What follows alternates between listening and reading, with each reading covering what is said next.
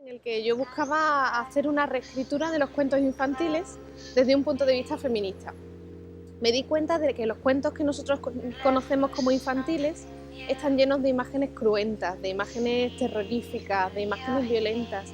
Y a mí esto me llamó muchísimo la atención y pensé que sería muy interesante recuperar esas imágenes en un único argumento de misterio, y cogí como el hilo principal del argumento el cuento que a mí me parecía más terrorífico, que era el de Barba Azul. Sí, precisamente Karen vuelve a la casa de su infancia, a conocer a una familia de la que ha vivido completamente separada, y cuando llega se da cuenta de que la historia de su familia tiene esos elementos que se asemejan a esos cuentos que ella conoce también.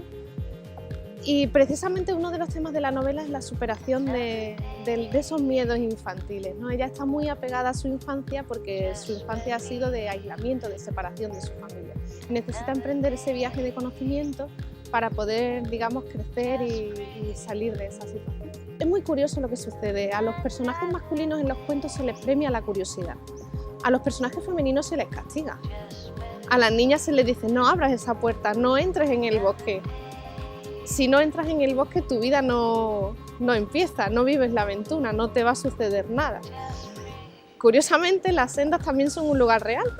Yo vivo muy cerca de una urbanización que tiene detrás de las casas, tiene una serie de caminos ocultos entre la maleza que recorren la urbanización como una especie de laberinto. Es como la cara oscura de esos caminos reales. Los personajes femeninos me interesaban porque precisamente esas imágenes violentas que hablábamos que hay en los cuentos habitualmente tienen como víctimas o como protagonistas a mujeres.